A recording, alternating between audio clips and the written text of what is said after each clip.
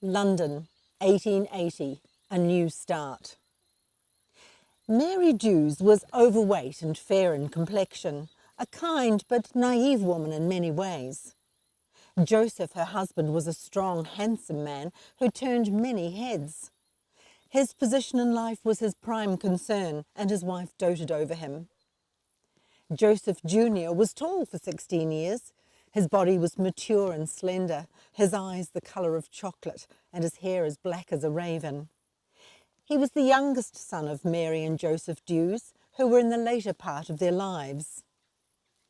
Joseph had 3 elder brothers. The oldest, Matthew, looked much like his mother, with fair hair on the short side. At 39, he had just been appointed to a high position in the House of Lords. He was representing one of the elite families of England, and he was trying hard to follow his father's example. Protocol and station were of utmost importance.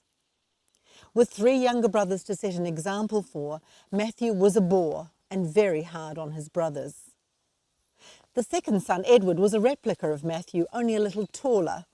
At 30 years, he became a college professor. He could also be a stuffy bore. The third son, Jonathan, was tall, dark and handsome. At 29 years of age, he was an architect with a good sense of humour. He was loyal to his family and very fond of his younger brother. The youngest son, Joseph Jr., was the black sheep of the family. However, whenever Joseph and Jonathan were together, laughter rang through the gloomy halls of the family mansion. To Joseph, being serious was not attainable in any matter or manner. He never took anything seriously. Everything was a game, having fun and not conforming to anything. The only one who had any control over him at all was Jonathan. It was August 16, 1898. Matthew and his father were organising a huge reception at the family home. The appointment to the House of Lords was something to be remembered, and the Dews family were not about to let it be forgotten.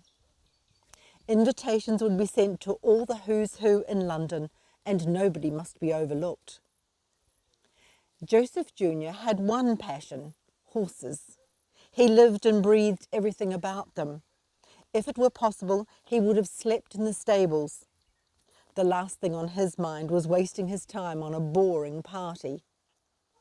When the night arrived, carriages drawn by the most magnificent horses in all of England were drawing up the roadway towards the main entrance. Even relatives of the royal family were arriving. The guests were assembling in such an array of finery. Joseph Jr. was watching from the top balcony where nobody could see him, his heart beating fast as he ran a keen eye over the well-bred horses. He imagined owning stables full of the best there was to offer in England. His father had to understand this, as it was his deepest passion. He would almost conform to anything that was asked of him if there was a reward of a new horse in sight. His whole life revolved around these magnificent animals, which he was sure none of these toffs ever understood. The coachmen knew more about the animals than their owners did. The pomp of it all was just too much for Joseph. Will there be anything or anyone to tempt Joseph out of his room and off to the party? To find out more, go to Wantonness at www.AnnetteKontoleonauthor.com.